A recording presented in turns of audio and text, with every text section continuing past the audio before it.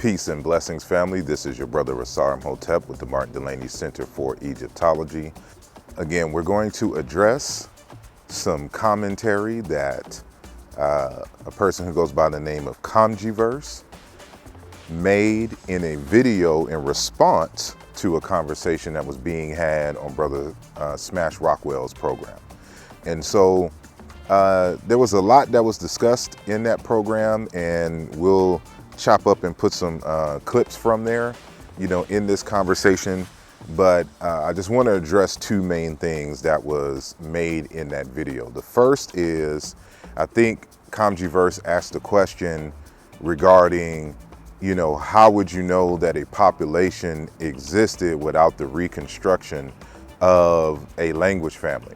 But yes. and Kamji just put a good statement into the chat. He said, how can there be an affirmed historical population of speakers without a reconstruction of the pre-dialectical ancestors? Man, ain't nobody listening to no Kamjiverse, bro. He out of the picture, bro. Ain't nobody listening to him.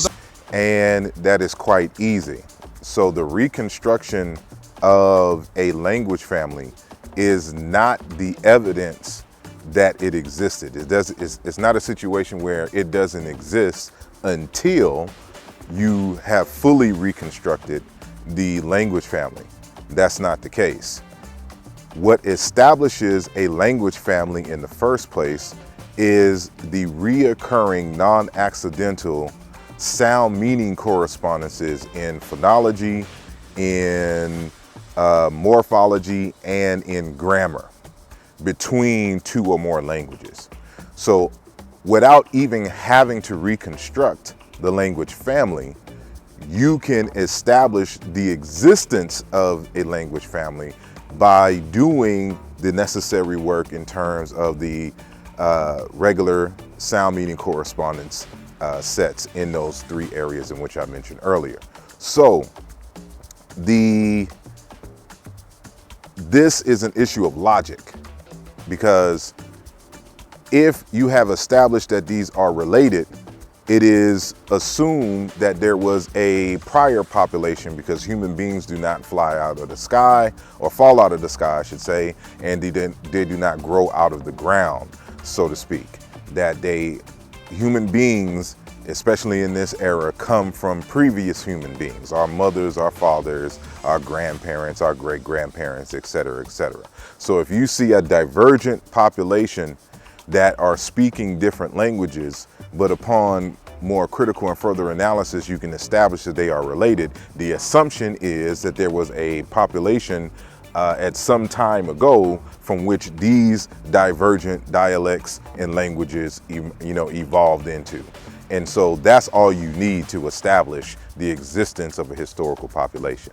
Now, when it comes to reconstructing a dead language, before you can include it in your analysis in terms of the establishment of a language family, we are now going to get into some linguistic literature that goes against the argument that Dr.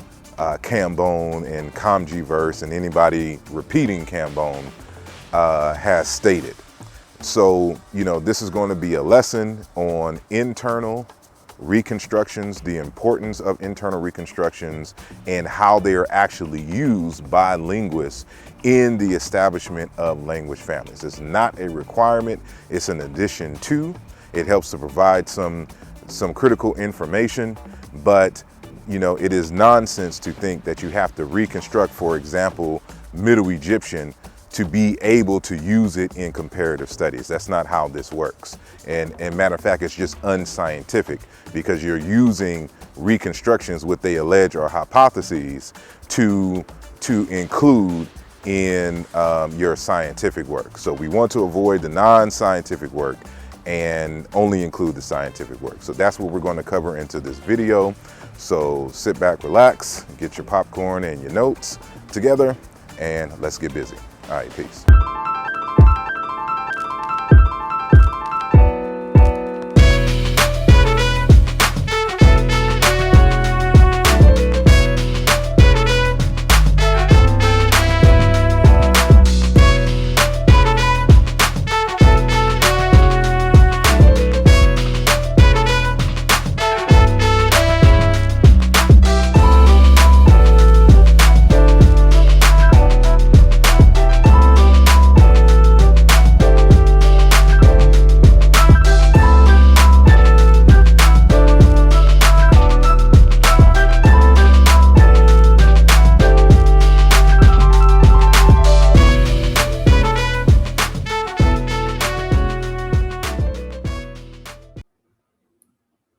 Okay, we're going to get started. And just to let you know that, I have already addressed this issue before, and this was back in August of 2022. And I titled the presentation, Must We Reconstruct Ancient Egyptian in Order to Compare with Modern African Languages? And my answer is no.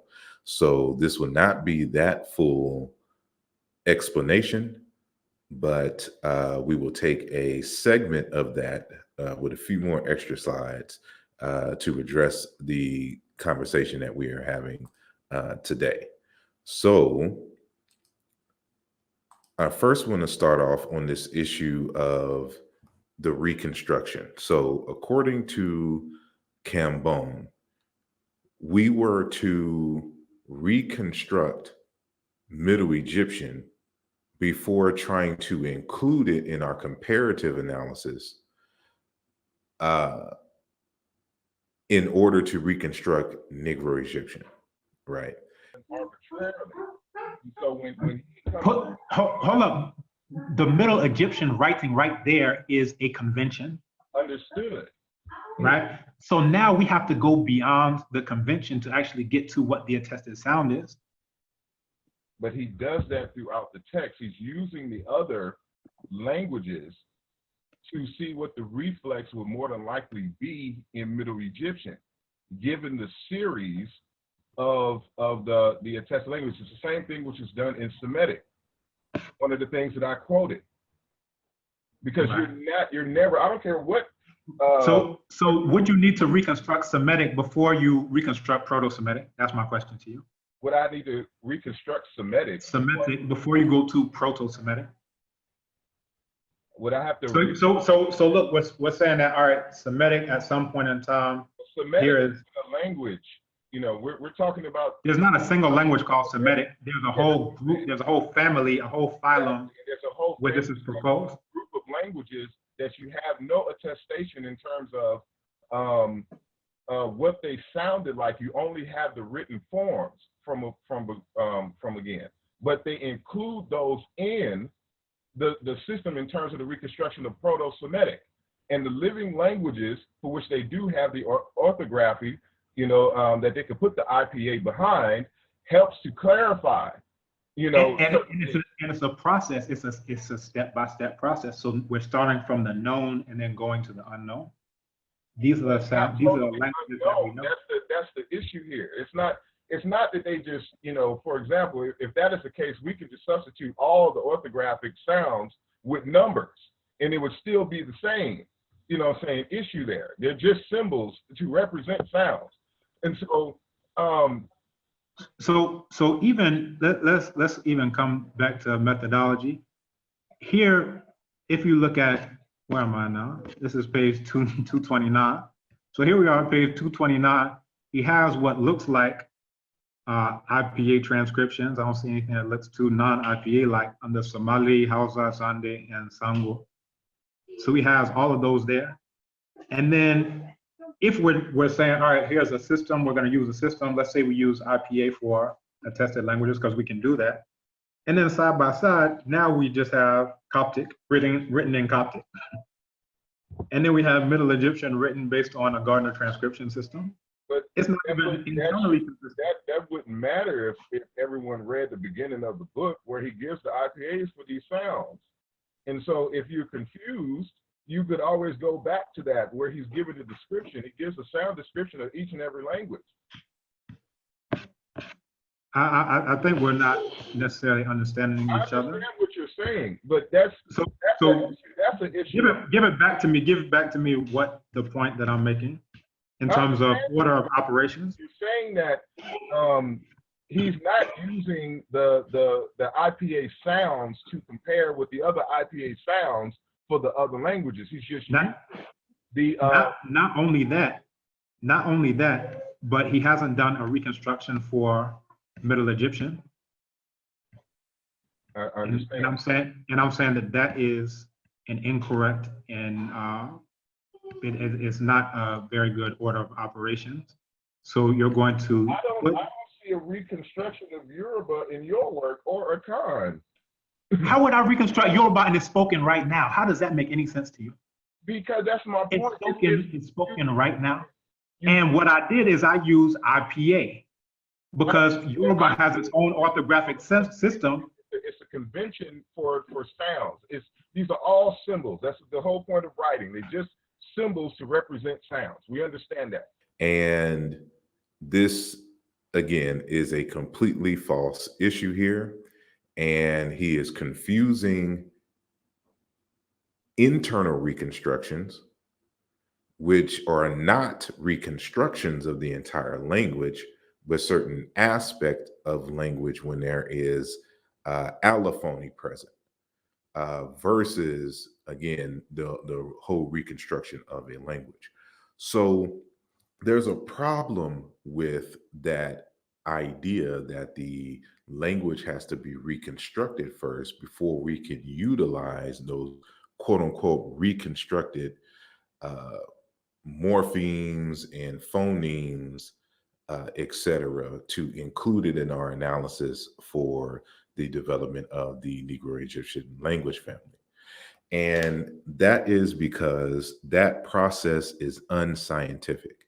Now, I am on the science side of things, and I do applied linguistics in the context of computer science, right? And so, there seems to be this confusion in the more liberal arts, and they're always using scientific terms without understanding what it means to be scientific. And if you hear the conversation that Kambon and I are having, you can consistently see him misusing scientific terms and not understanding how his misunderstanding of these terms are in fact, clouding his understanding of the nature of the discussion here. So I like to cite this particular area of this text by Dr. David Eddington. And he wrote an article titled Linguistics and the Scientific Method. And he states the following. Another characteristic of non-empirical theories is that they either do not deal with data that exist in real space and real time, or do deal with spatio-temporal entities, but they are formulated in a way that they do not lend themselves to possible refutation based on spatio-temporal data. Scientific theories, on the other hand, must crucially deal with entities, activities, or processes that take place in time and space, and whose existence is subject to possible falsification based on spatio-temporal data. A theory that may be proved or disproved on the basis of spatio-temporal data possesses a sense of concreteness and tangibility. This is so because entities and events that are considered real exist in time and space. The same sense of tangibility is lacking in a theory that does not deal with real entities or that has no manifestations in the observable world. So what it's saying here is that, for anything to be of what we call the natural sciences, we have to first demonstrate that the object or phenomena does in fact exist.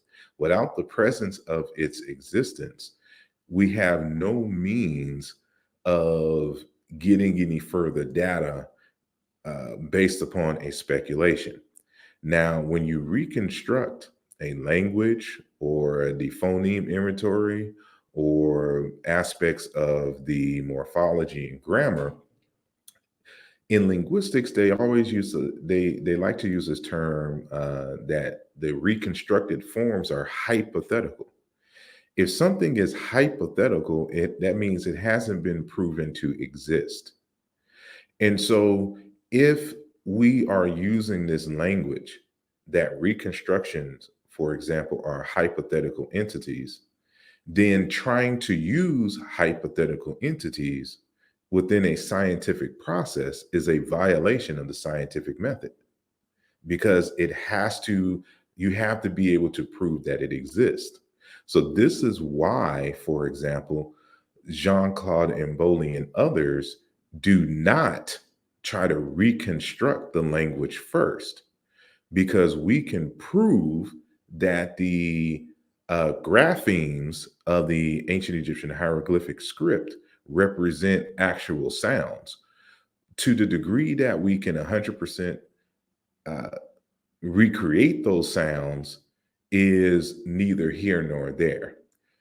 Firstly, we're not ignorant of the vast majority of ancient Egyptian sounds. We have other data from various different source material from the time that give us a clue to how the ancient Egyptian phonemes were generally pronounced.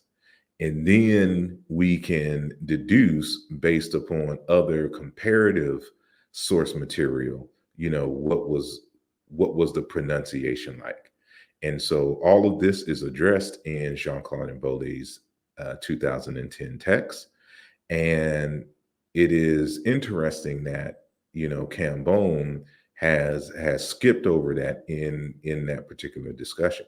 So to try to include any kind of reconstructed forms to try to reconstruct the language family of Negro Egyptian, for example, would itself be an unscientific process, which is why it's not required in the comparative method, the standard method used to reconstruct language families. And the sheer audacity and ignorance of requesting such a process shows that Dr. Kambon is really not familiar with the historical comparative method, its process, or what has been done in the past. Because the Indo-European languages, and I speak about this to him in that conversation, the Indo-European languages and the Semitic languages, both language families have been reconstructed, and not one of the scholars in that process has reconstructed any of the dead languages that we have only attested in written form. And speaking of this concept of attested simply means that it exists in real time and space, that we have evidence for it. A hypothetical reconstruction is not an attestation, right? So, whether we're talking about ancient Hebrew, whether we're talking about ancient Greek, whether we're talking about Sanskrit, Hittite, what is it, Akkadian language? These are languages that does not have living speakers. We only have evidence of these languages via the writing system. And so the process of discovering what the sounds were like was based on a number of criteria, including the same which is done for ancient Egyptian, foreign speakers attempting to pronounce those native words for which the language, which we attest to, is dead for categorical purposes. So it's interesting, and I made this challenge for him or any other scholar to provide me the text, the series of journal articles, encyclopedias, any source material, at least 5, where the reconstruction of a language family that includes dead languages, part of the initial process before including those languages was in fact a reconstruction of the language. It doesn't exist. And so Dr. Kambon made that up in his head, and he actually believes that this is something that scholars do, and he himself has not done, because he has no published works reconstructing any language family, including and especially including any language family that includes dead languages. And so I want to know where he learned this from, and what set of scholars accepted this as standard practice. And so we now are going to get into this issue of internal reconstruction, which I think he was confused and doesn't understand what that means either. So this idea that you either have to reconstruct, which is totally nonsense. You don't hear any scholars making that claim, period. What they talk about is internal reconstruction. So there was a pivotal point in history, in linguistic history, where there was a debate and discussion on should you do internal reconstruction or first before trying to execute the comparative method, using other languages for comparison, right? And so I'm going to cite about 6 scholastic texts that have to do with historical comparative linguistics. All these texts teach you how to do historical comparative linguistics in various contexts. So this citation that I'm about to cite now comes from the text Historical Linguistics 2, Theory and Description of Phonology. And so the author is Honingswald, and the article in that text is Internal Reconstruction and Context. So he says, Sequence of Reconstruction is the subtitle. The division between internal reconstruction and the so-called comparative method has certainly been overstressed. In particular, there is no good reason to insist that the former, that means internal reconstruction, in execution precede the application of the latter, right? So remember, this is a text teaching you how to do historical comparative linguistics, right? So we have another text here, another text teaching you how to do historical linguistics. So this is Lau Campbell, Historical Linguistics and Introduction. It's the 3rd edition. So in section 8.5, we're dealing with internal reconstruction and the comparative method. What does Dr. Campbell say? He says, sometimes it is suggested that internal reconstruction should be undertaken first and the comparative method applied afterwards. In this view, internal reconstruction would help us to see beyond the effects of many recent changes so that we would have access to an earlier stage of the language for use in the comparative method when sister languages are compared with one another. This is often the case. Usually, both internal reconstruction and the comparative method lead in the same direction. However, in reality, there is no rigid principle about which method is to be applied first. They can be applied in either order. Often, reconstruction by the comparative method reveals alternations which the proto-language underwent, and it is perfectly legitimate to apply internal reconstruction to these proto-alternations in order to reach even further back in time to a pre-proto-language. In this event, the sequence would be the comparative method first, followed by internal reconstruction. And this is exactly, I'm going to take a pause here. This is exactly what Jean-Claude Mboli did. And so it's not that he didn't do any internal reconstructions. He just applied the comparative method first, then went back in to do the internal reconstructions. And we'll see that in just a bit. So let me reread that. In this event, the sequence would be the comparative method first, followed by internal reconstruction, or perhaps first internal reconstruction to the individual languages, then the comparative method to related languages, and then internal reconstruction again to the reconstructed proto-language. In any event, it is important to check when internal reconstruction is applied before the comparative method, that it does not factor out alternations which were present in the proto-language. So the whole point of doing internal reconstructions is to address alternate forms of the same word or root in the language. That's what it's there for. It's not there to reconstruct the entire language so that, for example, you have Middle Egyptian, the attested, and then Proto-Middle Egyptian. Based upon, your analysis, it's impossible for you to reconstruct Middle Egyptian based solely on Middle Egyptian. You can only do that in comparison with other related languages. It's essentially Einstein's theory of relativity applied to linguistics. And, we can talk about inertial reference frames and all of that other good stuff in another lecture. So we move on to another text, the Continuum Companion to Historical Linguistics. Again, another text that teaches you how to do historical comparative linguistics. And I'm choosing these texts here to show you what is the standard and what is actually being taught in universities versus what Kambon just randomly states out of his mind with no kind of demonstration whatsoever.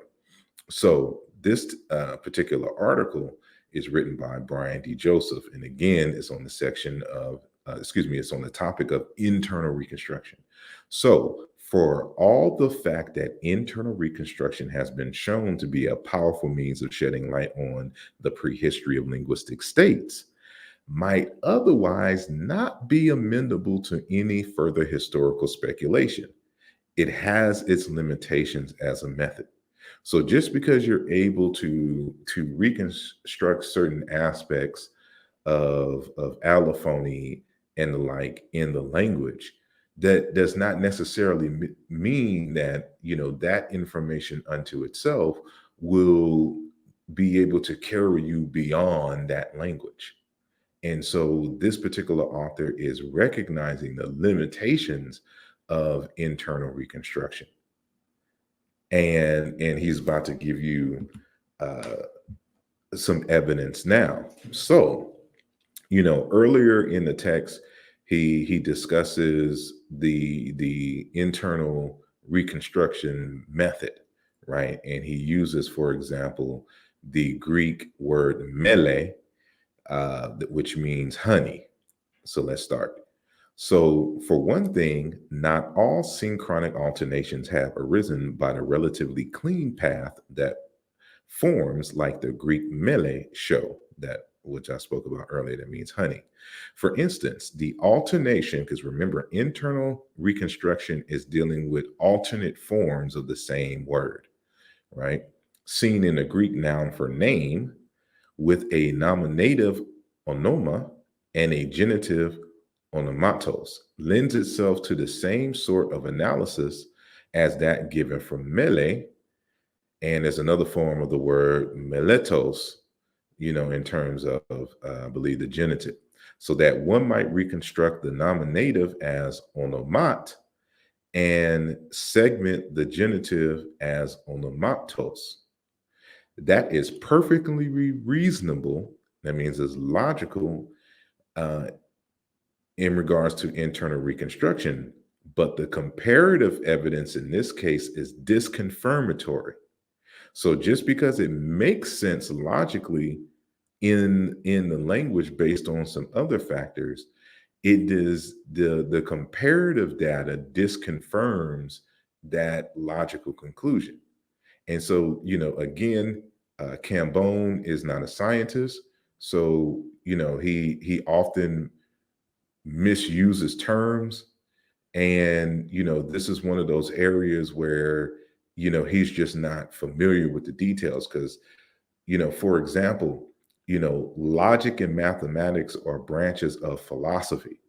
So something can be logically sound but not scientifically valid, because science relies on empirical data and experimentation, whereas in terms of, for example, mathematics and logic, it just, everything has to be logical in this sense, but it does not necessarily have to reflect reality. And so this is why we have to be careful with these ideas of the reconstructions, because reconstructions are not realities. And you cannot use them interchangeably in that sense, right? And this is fundamentally the issue with, for example, string theory, because string theory, makes a lot of mathematical sense, but in terms of trying to demonstrate that in the actual scientific world, it doesn't look as promising as the math, as the logic seems. So this is why, they separate, for example, philosophy and science, because they have two different aims. So let's continue. That is a perfectly reasonable internal reconstruction, but the comparative evidence in this case is disconfirmatory. Cognate forms in other languages show no sign of a T in this stem at all, neither in the nominative, compare Sanskrit nama, Latin nomen, Hittite laman, nor the genitive, compare Sanskrit namen nas, Latin namen nis, Hittite lamen as. The T presumably entered the Greek paradigm in some way other than being an inherited part of the stem, quite possibly being added to the genitive due to influence from adverbial forms in tos, for example, ektos, except, or else analogically based on genitives of T stems. Therefore, there is no evidence for a prehistoric stage of Greek with a nominative onomat, even though that is the form that internal reconstruction would lead one to. So this is why he said at the beginning that it has its limitations, and that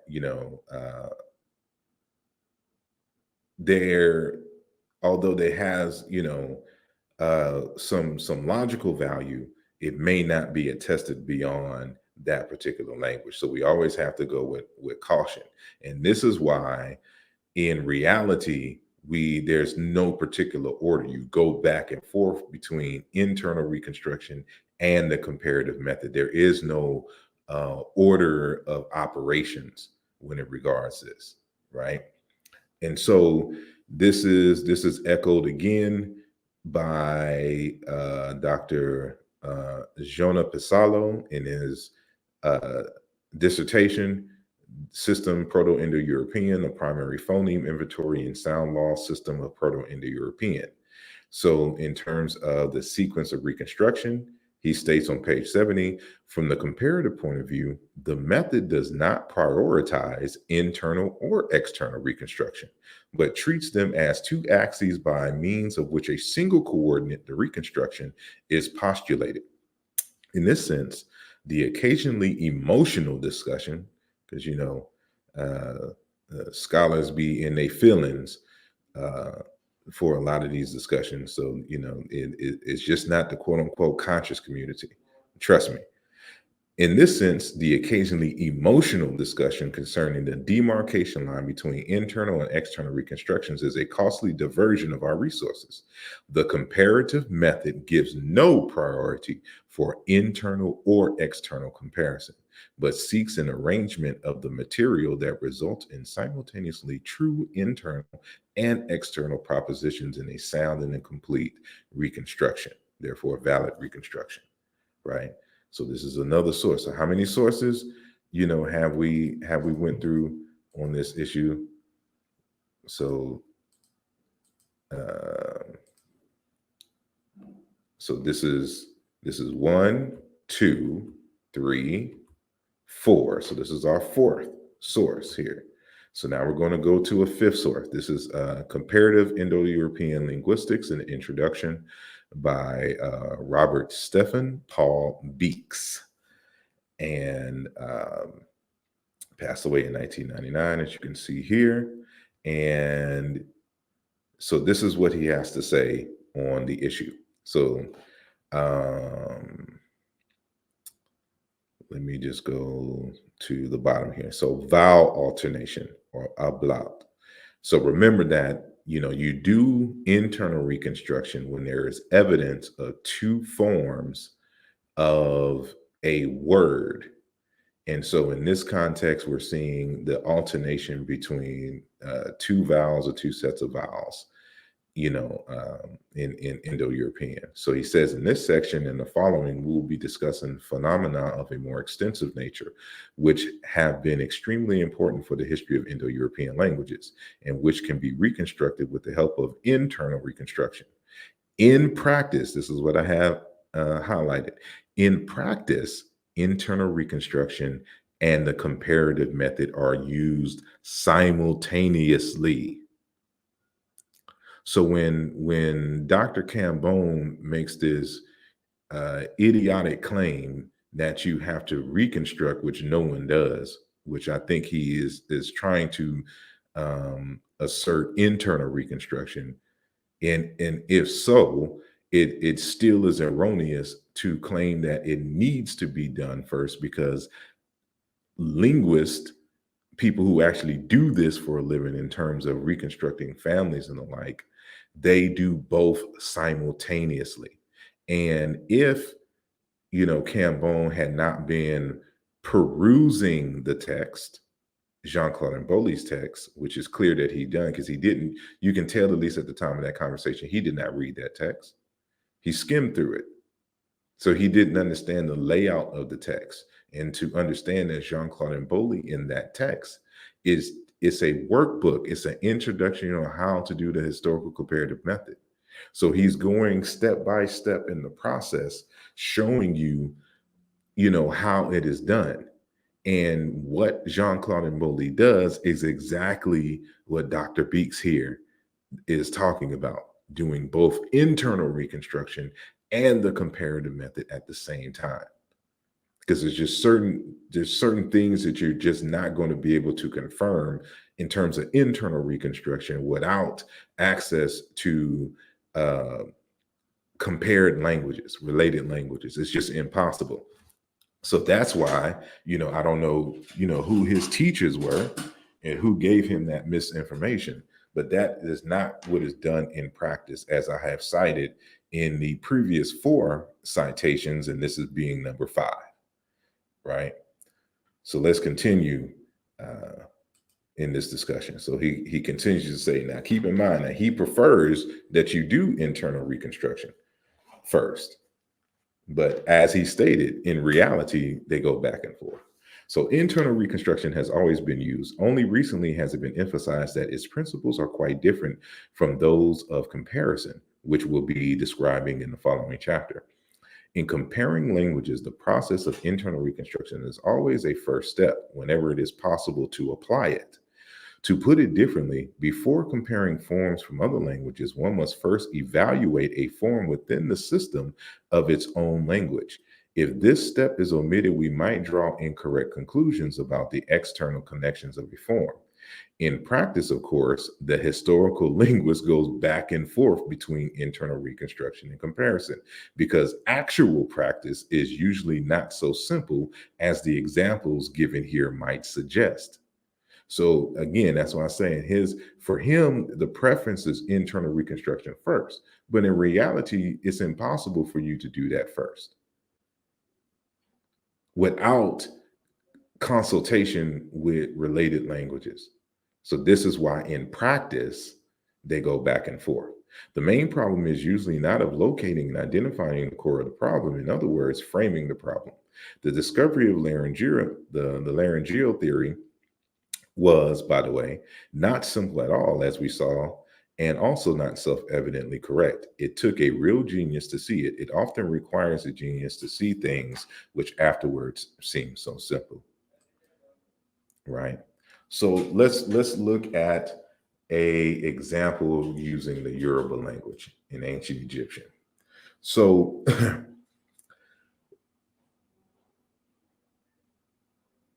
if we look at this, what we see on the screen here, these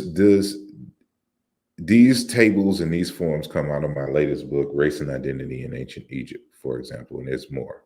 So you can see on the first 2 columns, starting from the left, that in Egyptian, which I call Chikam, there are 2 forms of these words here, right?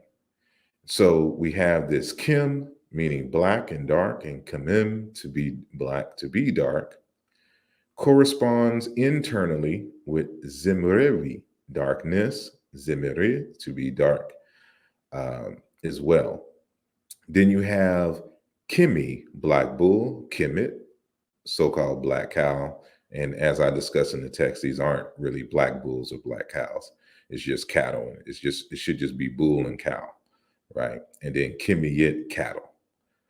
And, this is reaffirmed by the internal variant of the word, the doublet, zimir, wildlife, simir, wild bull, and then shiwa, donkey, because the category for which these forms you see in the Kim form is really just words for wild animals with certain shaped claws.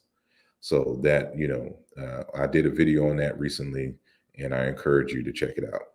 And so you have Kim, to pay, to total up, credit, profit, duty, which is isu. And remember that M and W interchange in Egyptian.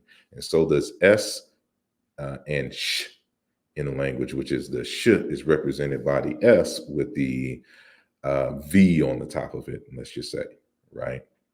And matter of fact, all the labials interchange with W. So WB and WM interchange in the language. So that's why we have isu, payment, equivalent. Another variant, shiwayit, trade, shiwayiti, merchant, trader, and then shibu or shibawa, remuneration, payment, repayment. These are all variations of the same word kim, to pay, to total up, credit, profit, duty, right? The reflexes of an ancestral form. Then you have kim, to accomplish, to end, to complete, full. And then you have simiru or simirawa, complete, right? Then you have in the Yoruba these forms. And I have a whole longer chart showing that the word du or dudu in Yoruba, meaning black and dark, corresponds to kim, black, dark in the ancient Egyptian language. So you had dudu, black, adu, one who is very black or jet black, and then has a variant, shu, to be dark, to darken, which is sum in to be dark in the Akan, which reaffirms the loss of the M in the second consonant position. So when I'm doing this particular table in the race and identity in ancient Egypt text, I'm showing that the Yoruba forms with D is missing a second consonant often. And sometimes you'll see it with N as in Nancy, and sometimes you'll see it with M as in Mary. But neither here nor there, they're usually nasals that are lost. So we have this word edda, creature, ede, buffalo, edu, a kind of wild goat, because remember that the underlying theme of this is, creatures, wildlife, right? So it just manifests in Shikam A as Kim for bull, cow, and cattle, but in the Zim form as wildlife in general, wild bull, donkey. All of these fit into that. And so we even have these loan words in Egyptian, simsim or sisimset, meaning horse, which becomes eshin, horse, in the Yoruba, right? Now, technically, I believe that these are both loans into the language, but it appears that the Yoruba received the word eshin from the actual Egyptian language itself. And I discussed that in the text. And there's grammatical reasons for that. So, so we go down to the second rows and we can see the same thing here, right? So, doing an internal reconstruction. So we, in both Egyptian or Chikam and in the Yoruba languages, we have two forms of the same word, right, in the language. And the fact that we have these different forms of the same word in the same language in both languages shows us that the presence of these forms were in the ancestral proto-language. So you wouldn't try to reconstruct for example, and shoe, I do shoe in Yoruba to some proto form, because the presence of both forms exists in other languages. So, it would be an erroneous reconstruction. And this is one of the things that we want to avoid. So this is why you go back and forth between the languages to ascertain a more logical conclusion, based on the data itself, right? And here's just some more examples, because I like to exhaust. So right now, I think there was 4 on the other one. It's 4 examples, or at least 4 rows in each in the examples here. So you can go over these, yourself and see these variant forms, right? So now we are going to look into the Semitic. So you remember from the video or the audio exchange that we played earlier that Kambon makes the claim that no, and it was a definitive that no scholar has ever, reconstructed a proto-language using a dead language, without reconstructing the dead language first, essentially. So he said that no scholar would even attempt to do that. And as I stated in our conversation, I pulled out this book here, which is Comparative Semitic Linguistics, a manual. So you notice that, again, I'm pulling out all of these basic texts because this is something that he should have learned in his first year of linguistics. And these texts range in age, before he got his degree in linguistics. So how he doesn't know these things, which I know why, because he's not a comparative linguist, but how he missed all these things is just interesting, right? So in this text by Dr. Patrick R. Bennett, Comparative Semitic Linguistics, a manual, this is what I read, and this is what I'm going to show you what I read in the text. So we'll start from the beginning. So because we're going to answer this issue here, and to show what real linguists who are actually doing this and publishing in this actually do, versus the mythology that Kambon makes up in his head and swears that nobody else is doing, right?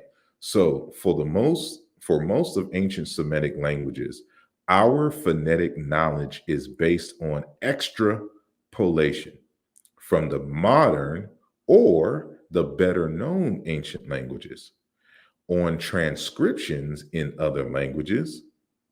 For example, Punic and Latin-based transcription in Plautus's play Poenulus, Ugaritic and Akkadian transcription, etc., or on internal evidence from morphophonemic changes, alternations in spelling, or changes over time, right? So there's a variety of ways we can get to the probable sounds of a language. Original scripts, other than cuneiform, are generally reliable for representing phonemic consonant contrast, but vowels are often not represented at all, just like in ancient Egyptian. Vowel quality and quantity may be marked with diacritics or primarily long vowels with matris lectionis, consonant symbols conventionally used for vowel marking. Usually this marking to mark the long A, the semivowels Y and W for E and U respectively. Consonant length and that was, pharyngeal previously. Consonant length may be marked with a diacritic like the Arabic shaddat or the Hebrew dagesh or dagish. It is never marked in indigenous Semitic scripts by doubling the consonant symbol. Indication of stress placement is rare. So there's some aspects of these early Semitic scripts that are just not present for us, but sometimes they would give us clues on how it sounded, in other ways, right? But he says, fortunately, this is what I have highlighted in the blue, for our purposes, this lack of phonetic detail is not an insurmountable problem.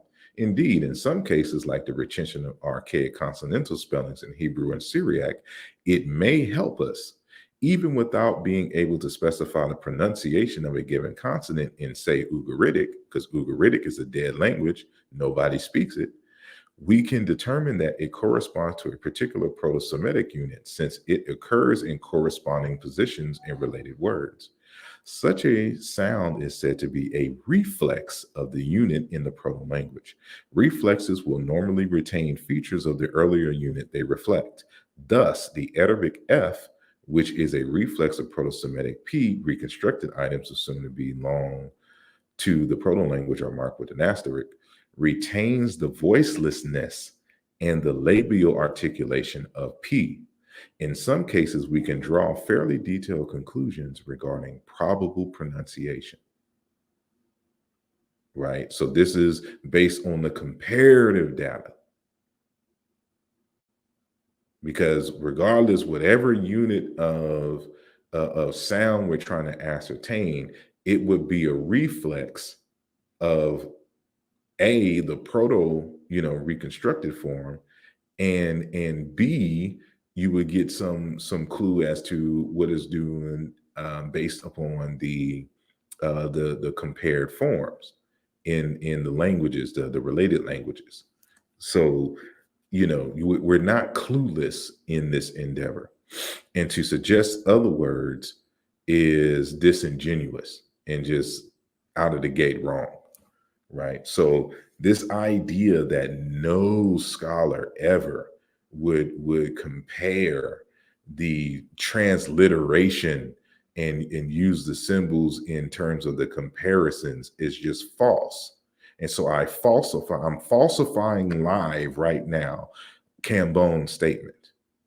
And this is why we never speak in absolutes, even though I technically just spoke in an absolute, right? We generally don't speak in absolutes because one example to the contrary falsifies your whole argument. And so this is taken from the actual text. This is a scan from the actual text. And in it, he's giving you the instructions to reconstruct these Proto-Semitic words and forms and do the comparisons. And these are the transliterations, just like you will find the transliterations in the ancient Egyptian language. And you can see the actual script along those that have the written forms. And keep in mind that Syriac, Hebrew are dead languages. Hebrew was revised in regards to usage for the state, but for the all intents and purposes is a biblical Hebrew, and biblical Hebrew is dead. So they did not reconstruct. There's no instructions in this text for reconstructing Proto-Syriac, reconstructing Proto-Hebrew before we can include it in our comparisons in use for developing Proto-Semitic. It doesn't exist. And I dare Kambon, Kamjiverse, or anybody to give me 5 sources or more, like I just did earlier, that argues contrarily to what I'm stating. And this is why in my area of study, demonstration beats conversation. I don't care about your degree. I don't care how long you've been doing something. You always have to demonstrate your arguments. We don't deal with hearsay. So now this is why in our how to critique the critique sessions, we always say to always cite the source. You don't go off of people's summary of the source material, because oftentimes they mischaracterize, mistranslate the text. So let us see what he says himself, and then we'll go on from there, right? So this is Jean-Claude Mboli, of course, on the top right, and this is his text, The Origin of African Languages, written in French, published in 2010. So, right. So, for some reason, Kambon and others seem to think that Jean-Claude Mboli is just ignorant of the whole internal reconstructive process, right? Which is stupid. And this is why I said this is how I know for a fact that Kambon, at least at that time of the conversation, did not read the text. He skimmed through it. He skipped pages, right? And so this is a scan of the text from section 3.3.3, right? And he says in this top portion here, he says the aim here is to analyze the systematic alternations, because again, internal reconstruction has to deal with the alternation of forms between two or more forms of the same morpheme in order to identify the underlying anterior form. This technique, which is nothing more than an internal reconstruction, is extremely fruitful, as can be seen in the example below. And the example below is what you see 1, 2, 3, 4, 5 right here. Here is a list of French word pairs semantically related whose forms differ only by one segment, right? So let me do it like this so it kind of stands out better. So you can see these words in French. So this is the same synchronic French language, and these are alternate forms, variant forms of the same word, or they have the same semantic theme. So we have this hauteur, right, with this altitude form here, and we can see in the bolded where column A has AU, column B has AL, and this H is dropped in the second form in altitude, right? So I have the English translations on the right. So this is height and then altitude, hot, then heat, lime and then limestone, to save, and then salvation, right? So these are different forms and different variants. As you can see, they have different suffixes, and the U is replaced by L in this second column. So which one of these forms, AU or AL, is the original form, or is there an original form for which split into these two forms? That's what internal reconstruction would do to try to answer this question here. So he continues, at the bottom here, he says, we note that in each of the 5 pairs, the segment AU or AU of the first element systematically corresponds to the segment AL of the second.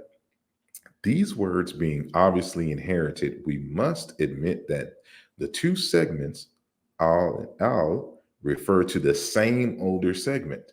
The actual form of this does not matter. The essential thing being to know that it currently manifests itself in two forms, AU and AL, when comparing French with another language, right? It goes on. And so now we look at these same words in the Spanish, because remember, French belongs to the Romance languages. So Spanish is a Romance language. They both descend from Latin. So when we look at Spanish, we see that Spanish has the AL form, right? And it corresponds to the words in French, which I have in these brackets here, right? So the altura, corresponds to the hatu, and caliente to show, right? Cal in caliente for, shu being, for, well, one could say, like the limestone and the like, but I think this may have another meaning here. So, but you see this for the Spanish, it has AL in all the forms, and in the French it has AU, but we can also, based on the correspondences in French, we can also pair the AL forms as well, and they would still be valid. And so notice that for the first four here, the French variants have the AU, which he chose, but the fifth one has AL, right? So he gives you some further information here that's very important. So he says, Jean-Claude Aboli, that is, we immediately see that the French segment AU systematically corresponds to the Spanish segment AL. If one of the five pairs, the first element is absent, we can use the second one without any problem. So for these first four between Spanish and French, he just used the AU variants, but there is no AU variant for valeur in Spanish. I mean, for Spanish. So he uses the valeur in the French instead for the exact word, because these two are the exact word here, right? So, but he's saying not that it's not present, that he's just giving this example here showing that, I could have used the VAUX form, but it is just as valid using the VALOIR form of the word, because this one is actually closer to the spelling that you find here in Spanish. All right. Now, whether it's alone or not, that's a different story. So because the series of 5 internal correspondences of French justifies the comparison and excludes chance. Moreover, we can now, thanks to the contribution of Spanish, affirm without hesitation that the two French segments, AU and AL, it is the second, which is the oldest, the original, because the Spanish doesn't have the AU form. So, something happened in French where, AU exists simultaneously with AL, or AL became AU, but that phonological feature does not exist in Spanish. And so because of that, Spanish confirms that the AL form is the older form, since you find it in the other languages. So this is the meaning of the internal analysis and going back and forth between the comparative, the external source material. So in practice, this is exactly what we would do, right? And so Jean-Claude Mboli is showing you this because, remember, Jean-Claude Mboli's text is a introduction in teaching you how to do linguistics text. So he's giving you these examples to show you what internal reconstruction is and how it is done, right? So here's another Egyptian example that I'm going to give here. So remember in the earlier slides, I demonstrated that Egyptian or Chikan KM, the consonant sequence, corresponds to the ZM, SM consonant sequence, or SH-W or SH-M or SH-B consonant sequence in the ancient Egyptian language. So I'm showing you that these are two forms, variants of the same word. These consonants are they internally correspond, right? So, because we don't know what the vowels are, so we can't do the exact same test like we did in French, but we see the same thing happening with the consonants in the language, right? So internally, these correspond. So, but they also correspond to Chiluba Bantu, the SL consonant sequence. So KM, meaning to complete or put an end to, corresponds to Semera, complete, which corresponds to Chiluba Sula, to be finished, completed, be tired, exhausted, right? So the consonants in red, you know, are what we're corresponding. So these are the sound correspondences here in this final column. So Kim, profit, to pay, corresponds to Isu, payment, which corresponds to Sela, to pay the dowry for a wife, and Salah, price, and some other forms that I didn't include in this segment. But notice in the third row here in Chikam A, I have no entry.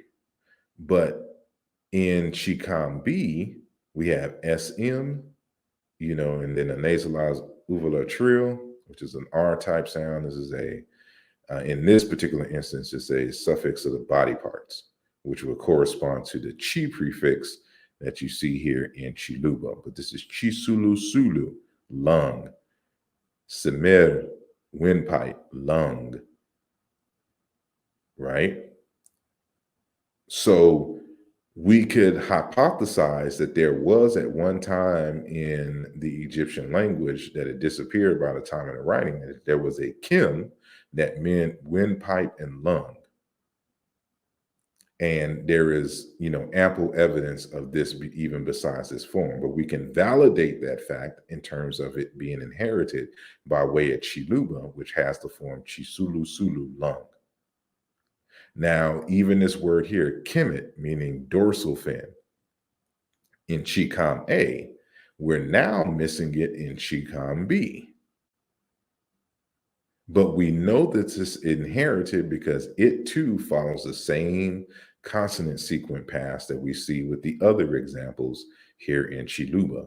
So sometimes the suffix ot in Egyptian or Chikam corresponds both to chi as a prefix and mu as a prefix in Chiluba. So we have mu salala, fin, flipper. So even though this form here, kimit dorsal fin, is lately attested, we can tell, and based on the other forms of this word as well, that it's always been there.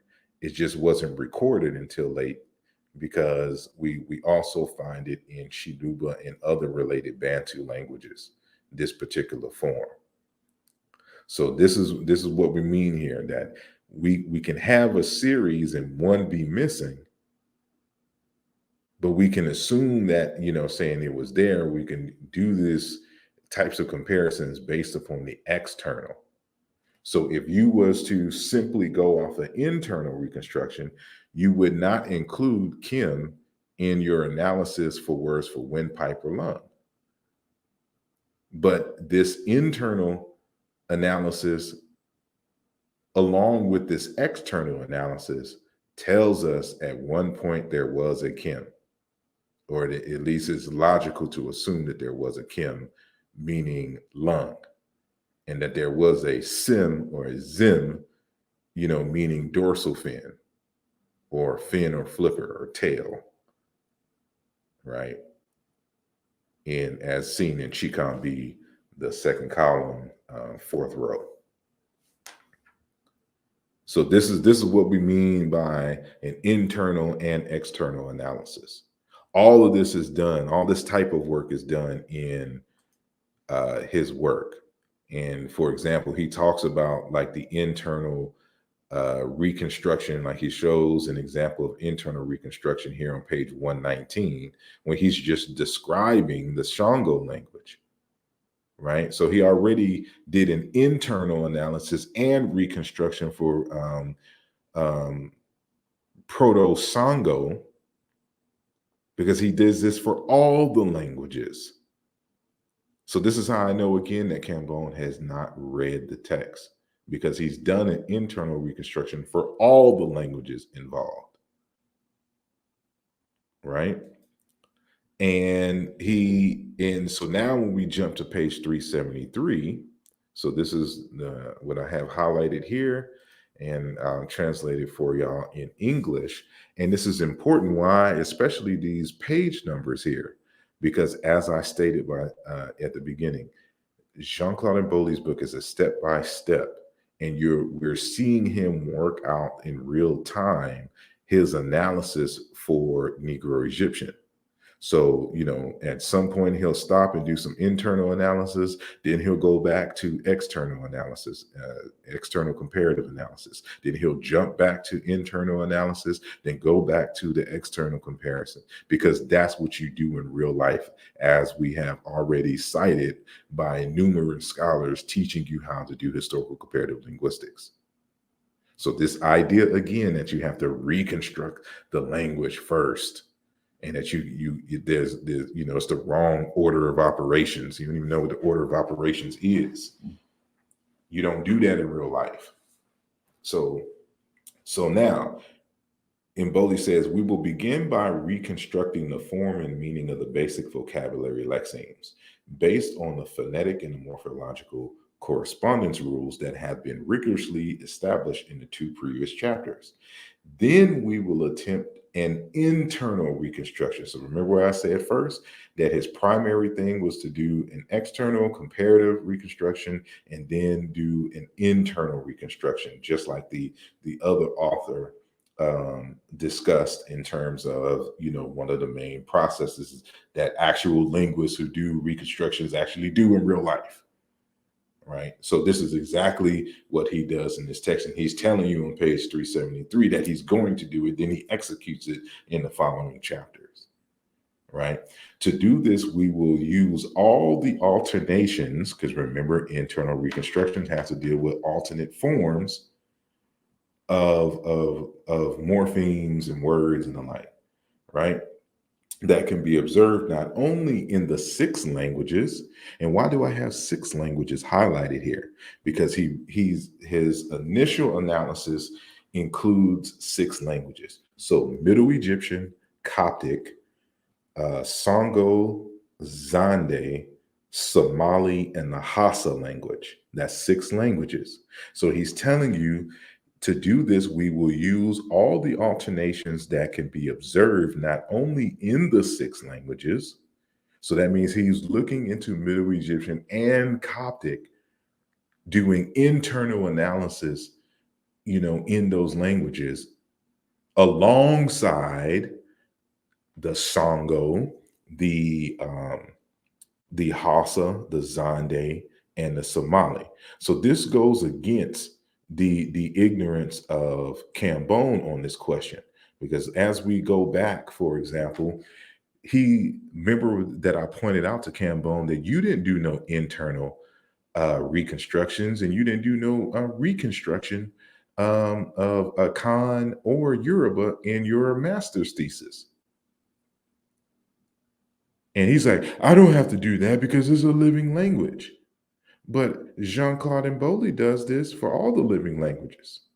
He did it for all 6 languages.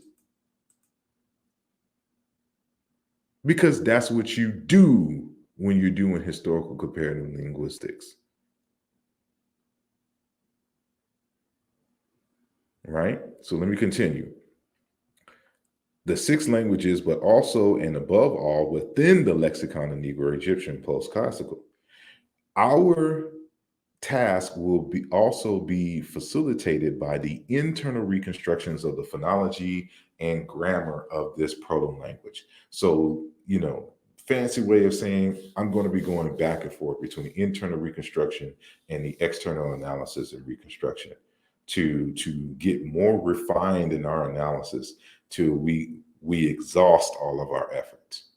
That's what he's saying. But Kambon would know this if he actually read the text. And so we're going to come back now to Professor Beek's text, Comparative Indo-European Linguistics and Introduction, because he says some profound things here. So I'm just going to read it. She says, now we have examined the principles of language development. It is time to pay attention to the application of those principles. If we compare languages and then language forms, what procedures should we follow, and how should we go about drawing our conclusions? How does the comparative method actually work? First of all, a warning.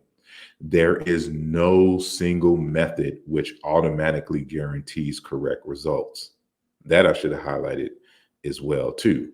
So when you hear these conversations coming from Kambon and others who don't do this, they'll try to make it seem as if you do something slightly different from them, then you're doing it wrong.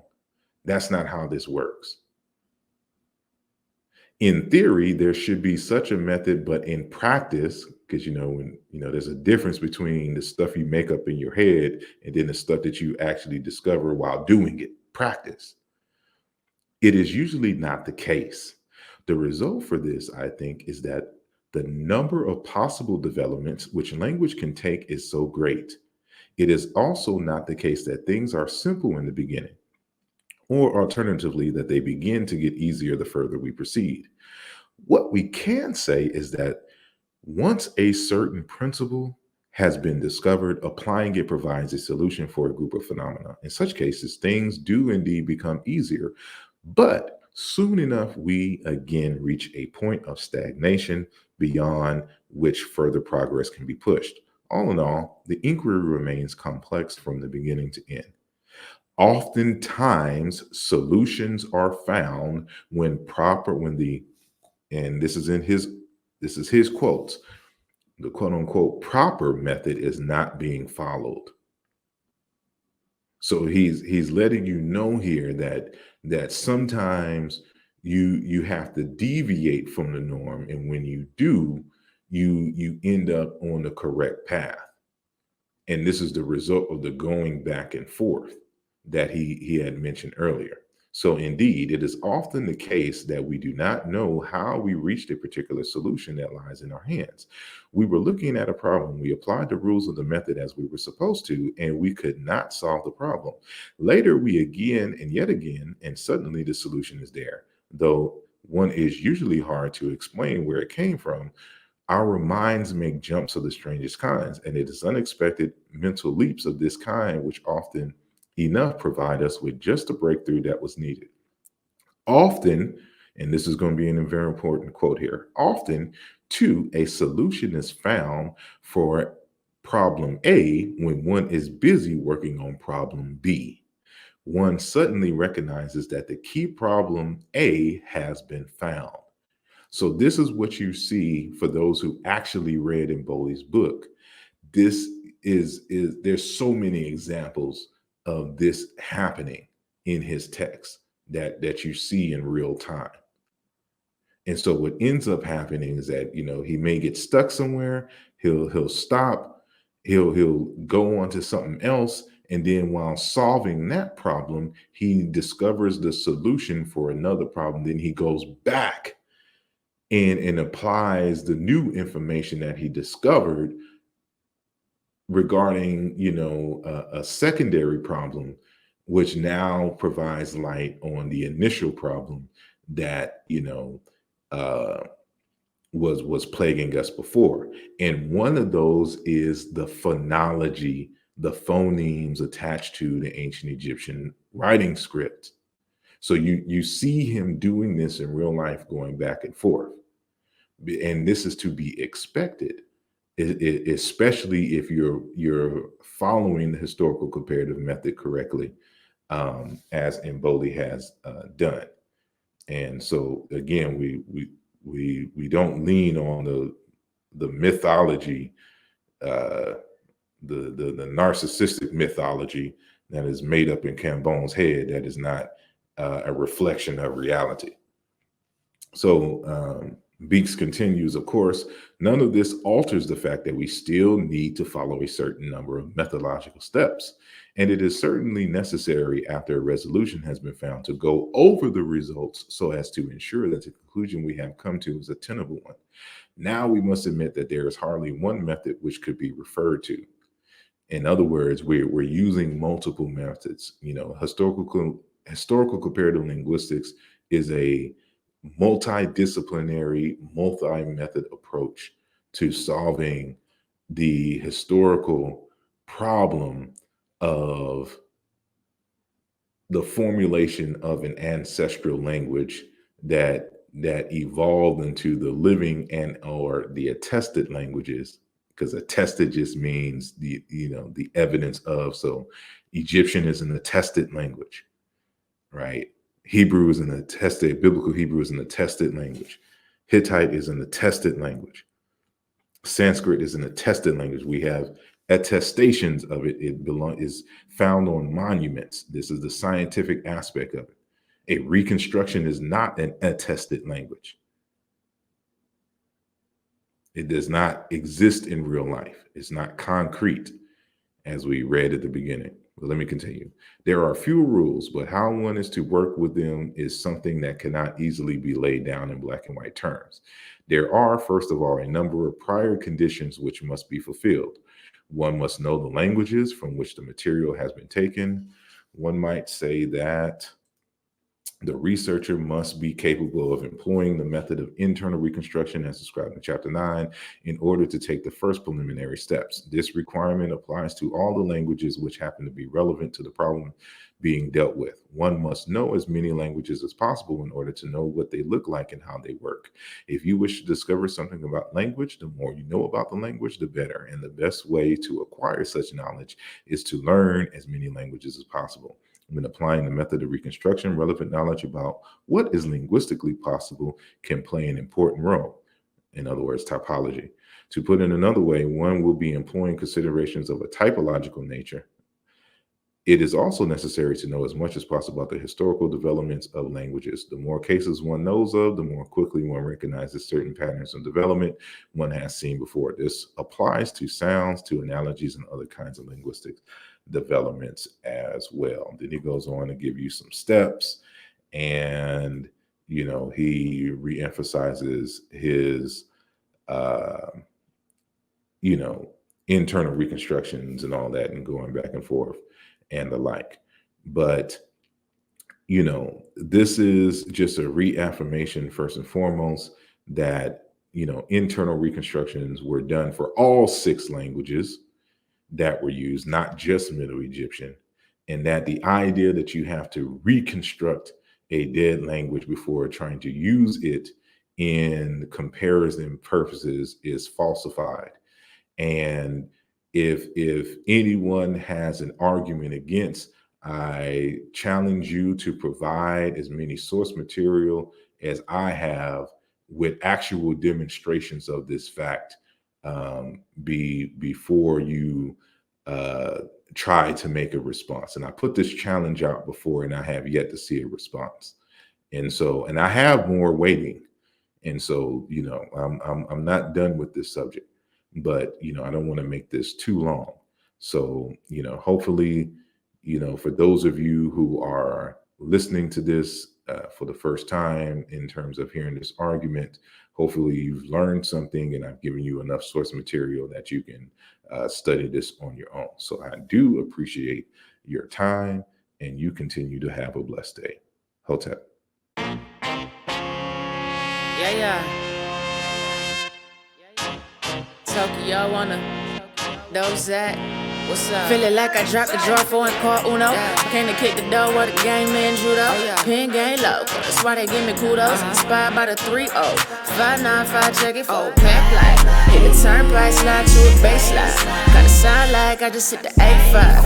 Oh, I'm so ready, by enemies necessary. We gon' be legendary, hold up. About to grow the payrolls. If you see the vision and you're with it, you should say so. Cause we about building, elevating the millions.